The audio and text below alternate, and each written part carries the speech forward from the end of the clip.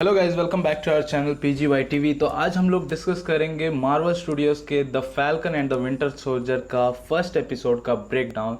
तो बिना किसी बकचोदी किए हम लोग वीडियो को स्टार्ट करते हैं। चलिए let's get into the video. सबसे पहले स्टार्ट होता है मार्वल स्टूडियोज़ के लोगों के साथ। हमारे फैल्कन का एंट्री होता है आयरन करते हुए, और आयरन करने के बाद उनको ये एहसास होता है कि जो कैप्टन अमेरिका ने उनको शील्ड दिया था उसे एक बार देख लूं। एहसास फिर से होता है कि एंड गेम में कैप्टन अमेरिका ने उनको जब दिया था शील्ड तो उनको ऐसा लगा था कि वो उसके लायक नहीं है। वो सोचते हुए अभी भी ये अपना टाइम वेस्ट कर रहे हैं। अगले अगले सीन में हम लोगों को दिखता है कि फैल्कन को यूएस के एयरफोर्स के कोई सार्जेंट वगैरह बता रहे होते हैं, और बिना प्लान सुनते ही वो कूद पड़ते हैं ऊपर। और यहाँ पे एक फाइट सीक्वेंस होता है। यहाँ पे देखा जाता है कि यूएस की एयरफोर्स का कोई एक प्लेन है जो कि हाईजैक्ट हो रखा हुआ है कोई टेररिस्ट ग्रुप ऑफ ऑर्गेनाइजेशन से, या किसी ग्रुप ऑफ ऑर्गेनाइजेशन से।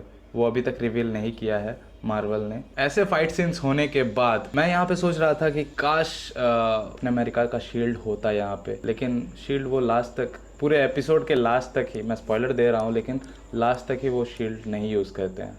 यहाँ पे इनका मिशन ये होता है कि ये जो यूएस के जो एयरफोर्स का जो प्लेन है उसमें एक, और ये इनको लेके फरार हो रहे हैं, और उसी समय फैल्कन उनको रेस्क्यू करने के लिए आते हैं।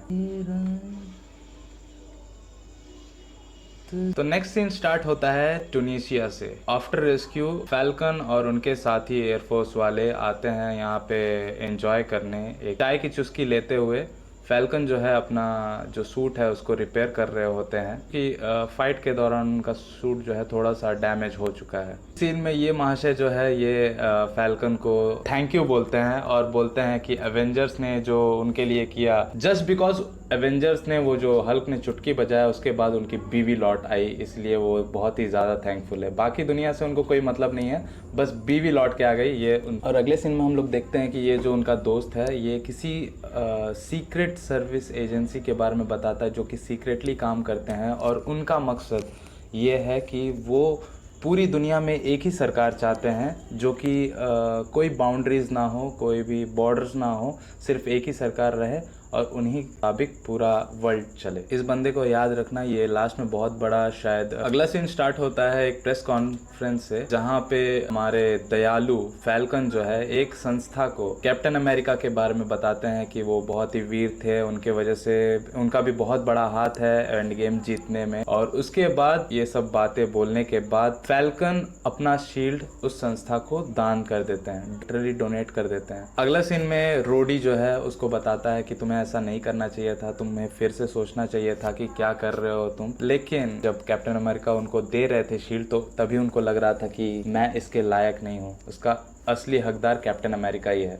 तो वो कैप्टन अमेरिका के पुतले के सामने वो शील्ड रख देते हैं क्योंकि उनको लगता है कि वो हकदार नहीं है। इस सीन में आपको देखने को मिलेगा विंटर सोल्जर का अचानक से ये जो एंट्री हुआ है विंटर सोल्जर का, मैं भी देख के दंग हो गया था कि कहीं बकी फिर से वो captain America the Winter soldier में जैसे पागल हो गए थे और सिविल वॉर में जैसे पागल हो गए थे वैसे ना हो गए हो। लिटरली हार्मलेसली लोगों को मार रहे हैं बकी। ये जो आदमी, ये जो इंसान डर रहा है, इसे भी नहीं बख्शते हैं।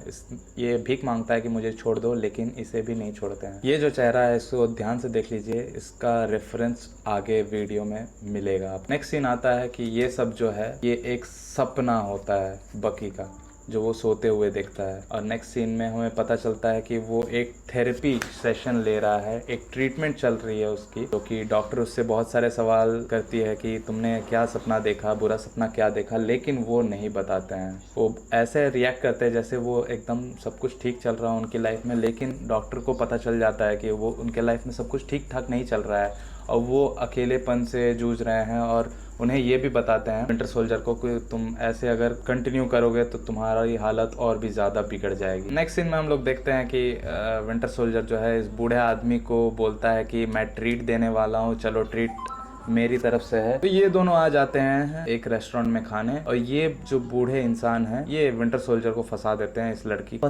इस लड़की के ऊपर, और इन दोनों का डेट फिक्स हो जाता है। और खाते खाते इस बूढ़े आदमी को अपने बेटे की याद आ जाती है, और वो बहुत ही इमोशनल हो जाते हैं और बताते हैं कि मेरे बेटे को ये डिश बहुत ज़्यादा पसंद था जो कि तुम आज मुझे ट्रीट दे रहे हो। नेक्स्ट सीन आता है, फिर से फैल्कन की एंट्री होती है, और यहाँ पे हम लोग को दिखाया गया कि फैल्कन का होम टाउन कौन सा था। उसकी बहन है जो कि बहुत ही खुश है, और ये वो उनके बच्चे हैं जो कि अंकल सैम करके बुलाते हैं। इनके फैमिली के पास, इनके मॉम डैड के पास एक बोट हुआ करता था जो कि इनको विरासत में मिला हुआ है, और उस बोट की देखभाल अभी भी ये लोग कर रहे हैं। उसकी बहन ये बोलती है कि अब मैं इस बोट को बेचने वाली हूँ, क्योंकि हम लोग की फैमिली कंडीशंस अब वैसी नहीं रही जैसे पहले हुआ करती थी, क्योंकि इन 5 सालों में जब सैम विल्सन गायब थे और घर चलाते हुए उनको बहुत सारे हर्डल्स का सामना करना पड़ा, और अब ऐसी हालत हो चुकी है कि उनको ये बोट बेचना पड़ेगा। तो सैम विल्सन इसके बहुत खिलाफ है, क्योंकि विरासत से एक ही चीज़ मिली है उनके मॉम डैड के पास से, वो है ये बोट, और ये बोट के लिए वो लोन लेना चाहते हैं। अगला सीन आता है, इनकी डेट स्टार्ट हो रखी होती है, आपस में एक गेम खेल रहे होते हैं, truth dare and suppose type का गेम है, बताना है और एक बियर का सिप गटकना है। तो ये इमोशनल हो जाते हैं विंटर सोल्जर, इनको खुद नहीं पता चलता, और उनको अचानक से याद आता है ये बूढ़े आदमी को वो ट्रीट देते हैं,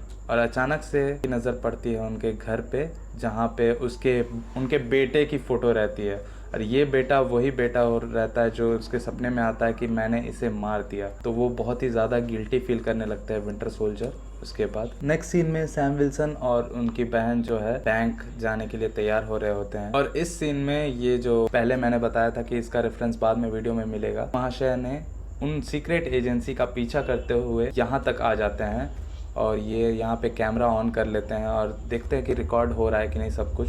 तो यहाँ रिकॉर्ड करते हुए उनको ये इंस्टिंक्ट आता है कि यहीं पे है सीक्रेट एजेंसी के लोग, ये सारे सीक्रेट एजेंसी के लोग हैं।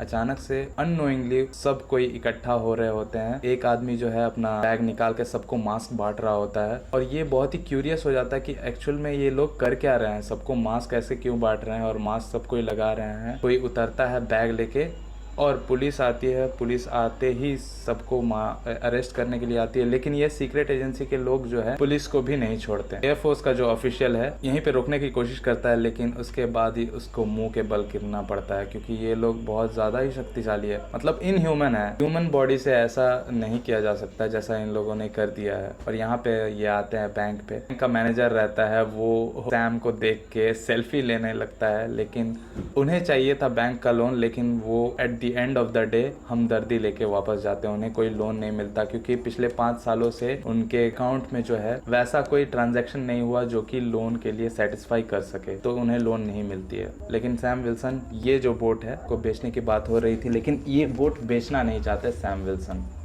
और यहीं पे न्यूज़ चल रहा होता है अचानक से, ये लास्ट सीन है जहाँ पे यूएस के प्रेसिडेंट जो है अनाउंस करते हैं अगला कैप्टन अमेरिका जो है ये बनेगा। फेस रिवील पूरा नहीं हुआ, लेकिन ये असली शील्ड है जो कि डोनेट किया गया था सैम विल्सन के द्वारा। अब इसको बहुत ख़राब लग रहा है कि मैंने डोनेट क्यों किया, क्योंकि सरकार ने उसे किसी और को दे दिया। और ये कहीं ना कहीं ये फेस जो है ऐसा लग रहा है फैल्कन ने स्टार्टिंग में बचाया था टेररिस्ट ऑर्गेनाइजेशन के थ्रू। आशा करता हूँ आप लोगों को वीडियो अच्छा लगा होगा। अगर अच्छा लगा होगा तो वीडियो को लाइक कीजिए और अपने दोस्तों के साथ शेयर कीजिए। जितने ज़्यादा शेयर करेंगे उतने ही ज़्यादा सपोर्ट मिलेंगे हमारे चैनल के लिए। तो मिलते हैं अगले एपिसोड में। अगले एपिसोड में ऐसे ही हम लोग ब्रेक डाउन करेंगे एपिसोड 2 को भी। तब तक के लिए जय हिंद, वंदे मातरम।